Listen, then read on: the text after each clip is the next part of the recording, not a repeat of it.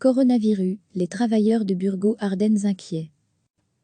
Mercredi matin, une soixantaine de travailleurs de Burgos-Ardennes à Virton ont débrayé.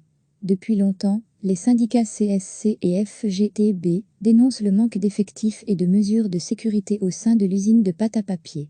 La crise du coronavirus ne fait qu'accentuer les craintes, d'où l'arrêt du travail au sein du département finition de l'usine de pâte à papier. La situation est commune à beaucoup d'entreprises, le nombre d'absences liées aux maladies est en train d'exploser. On est dans une région qui est frontalière, avec le Grand Est français, où énormément de cas de coronavirus se sont déclarés, y compris au niveau de l'entreprise. Nous attendons des mesures concrètes de la part de la direction, explique Franck Bayeux. Selon le secrétaire régional de la centrale générale FGTB, il a été convenu qu'un point serait fait tous les jours sur l'évolution des effectifs. Si les travailleurs ne sont pas en nombre suffisant, nous procéderons à un arrêt de plusieurs semaines pour mettre en place des mesures de protection et de désinfection des installations. Recevez chaque matin l'essentiel de l'actualité.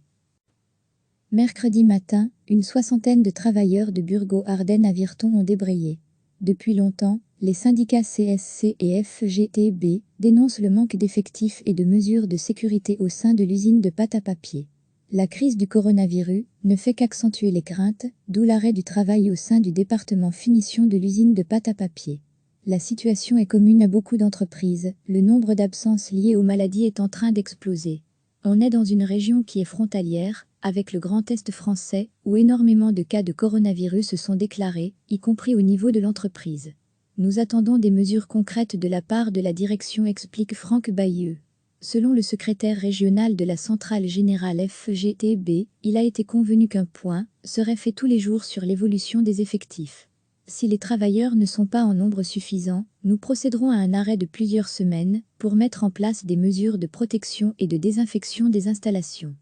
Cliquez sur s'abonner pour recevoir les dernières nouvelles.